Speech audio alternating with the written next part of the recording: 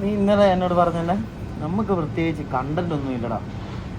എന്നാ എല്ലാരും നമ്മളെ ഒരുമാതിരി കളിയാക്കുന്ന രീതിയിലല്ലേ ചോദിക്കുന്നേ. നമ്മുടെ നമസ്കാരവും സത്യമായിട്ട് ഞങ്ങൾക്കും അറിയാം ഇത് ഭയങ്കര ബോറിംഗ് ആണെന്നും കാര്യങ്ങളൊക്കെ ആണെന്ന് ഞങ്ങൾക്ക് അറിയാം. പിന്നെ ഞങ്ങളുടെ ഒരു സമാധാനത്തിന് ഞങ്ങൾ ചെയ്യുന്നതേ ഉള്ളൂ. പിന്നെ ഞാനൊരു കാര്യം പറയട്ടെ, നീ ഇന്നലെ എന്നോട് ചോദിച്ചില്ലേ എന്നാത്തിനാ ദുബായിക്ക് കയറിയെന്ന്. ഞാനത് പറയണമെന്ന് ഓർത്തിരുന്ന സത്യമായിട്ടും എൻ്റെ ലൈഫ് ഞാൻ ഇന്ന് പറയാം, നാളെ ഇവൻ്റെ ലൈഫ് പറയും കേട്ടോ.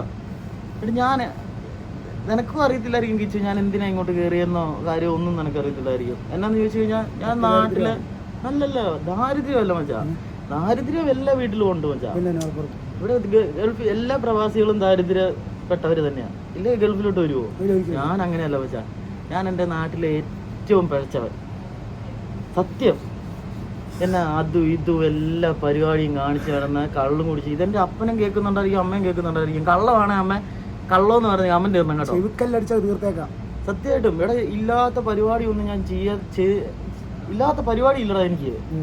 എന്നാ കുറേയേറെ കൂട്ടുകാര് ഇവരൊന്നും നശിച്ചതാന്നല്ല ഞാൻ പറയുന്നേ, ഇവരുടെ കൂടെ ഞാനും കൂടെ കൂടിയപ്പോഴത്തേനും ഞങ്ങൾ ഇങ്ങനെ ഓരോ പടിയായിട്ട് ഞങ്ങൾ നശിക്കാൻ തുടങ്ങി. നശിച്ച് നാട്ടില് എന്നാ ഞങ്ങൾ നശിച്ച പിള്ളേരെന്നല്ല ഞങ്ങളെ നാട്ടിൽ പറയുന്നേ, നല്ല പിള്ളേരായിരുന്നു. ഇമാർ എന്തിനാ ഇങ്ങനെ നടക്കുന്നത്? ഓരോരുത്തർ ഇങ്ങനെ വന്നിട്ട് പറയേ അവനെ ഇവിടെ നിർത്തണ്ട, അവനെ വേറെ എവിടെയെങ്കിലും വീട്, അവൻ എവിടെയെങ്കിലും പോയി രക്ഷപ്പെട്ടോ ഇല്ലയോ എന്നൊന്നുമല്ല. പക്ഷെ എനിക്ക് തന്നെ മനസ്സിലായി ആ ചേട്ടന്മാരും ചേച്ചിമാരും അമ്മമാരും പറഞ്ഞ കാര്യം എന്നാന്ന് എനിക്ക് ഇപ്പോഴാണ് മനസ്സിലാകുന്നത്.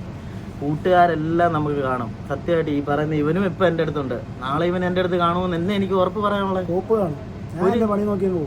എല്ലാരും ഇങ്ങനെ തന്നെയാ. ലൈഫിൽ ഒരാള് നമുക്ക് സ്റ്റേബിൾ ആയിട്ടുള്ള ഒരു വ്യക്തികളെ അല്ല. ഇതിന്റെ പേര് ഞാൻ ഇവിടെ വന്നു കഴിഞ്ഞാൽ ഇത് പഠിച്ചേ എന്നാന്ന് ചോദിച്ചു കഴിഞ്ഞാൽ, നിങ്ങൾ നാട്ടിലെ കൂട്ടുകാര് ഫാമിലി ലവർ ഇതെല്ലാം വിട്ടിട്ട് വേറൊരു നാട്ടിലോട്ട് പോകുന്ന കാര്യം ഓർത്തിട്ട് വിഷമം ഉണ്ടെങ്കിൽ നിങ്ങൾ അതിനെല്ലാം വിട്ടോന്നല്ല, ഇതെല്ലാം നമുക്ക് ഒരു ഫോൺ ചെയ്ത് കഴിഞ്ഞാൽ സംസാരിക്കുന്ന വ്യക്തികൾ മാത്രമാണ്.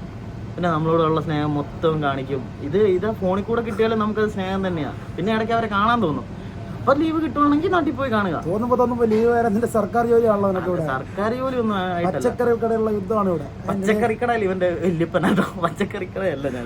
പിന്നെ ഈ പെട്ടിക്കടയ്ക്ക് ഒരു ടിക്കറ്റ് സൂപ്പർ മാർക്കറ്റ് അങ്ങനെയാ. ഞാനൊരു കാര്യം പറയട്ടെ, ഇപ്പത്തെ പിള്ളേര് മിനിഞ്ഞാന്ന് ഒരു വീഡിയോ കണ്ടു. എന്നാ ഒരു ചെറുക്കൻ ഇരുന്ന് സിഗരറ്റ് വലിക്കുന്നതും അതും ഇതുമല്ല. ഞാൻ ഒരു കാര്യം ഞാൻ പറയട്ടെ, നമ്മുടെ നാട്ടിലല്ല വേറെ എവിടെയോ ഹിന്ദി നാട്ടിലും കണ്ട ഇതൊന്നും വലിക്കല്ല. ഇപ്പത്തെ ജനറേഷനെ ഓർത്തിട്ട് എനിക്ക് കുറച്ച് അഭിമാനമുണ്ട്. പക്ഷെ എന്താന്ന് ചോദിച്ചു കഴിഞ്ഞാൽ ഇപ്പത്തെ പിള്ളേർ കിടിലന